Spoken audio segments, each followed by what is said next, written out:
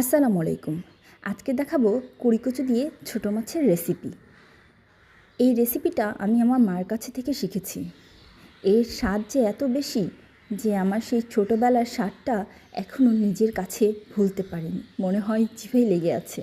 তাই আজকে আপুরা এবং ভাইয়ারাদের সাথে শেয়ার করছি। এবং আমার এই রেসিপিটা যদি ভালো লাগে একবার হলেও সবাই ট্রাই করবেন এবং কমেন্টে জানাবেন। আপু, আপনাদের জন্য আমি কষ্ট করে এই ভিডিওগুলো বানাই। আমাকে কমেন্ট, লাইক এবং সাবস্ক্রাইব করে পাশে থাকবেন, তাহলে আমি পরবর্তীতে ভিডিও বানানোর উৎসাহ পাবো। আমি কিন্তু সবগুলো উপকরণ দিয়ে নিয়েছি। এবার খুব ভালো করে মাখিয়ে নিব। এই মাখানোর পর্বটাকে দেখতাম আমার মা প্রায় অর্ধেক রান্না এই মাখানোই করে ফেলতেন। এত সুন্দর করে মাখাতেন, মনে হতো অর্ধেক রান্না এই মাখানোতেই হয়ে গেছে। মাছ দেওয়ার পরে কিন্তু বেশি মাখানো যাবে না, আলতো হাতে মাখাতে হবে, যাতে মাছগুলো খুব বেশি আউলে না যায়।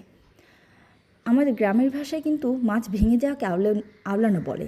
আপনারা কি বলেন?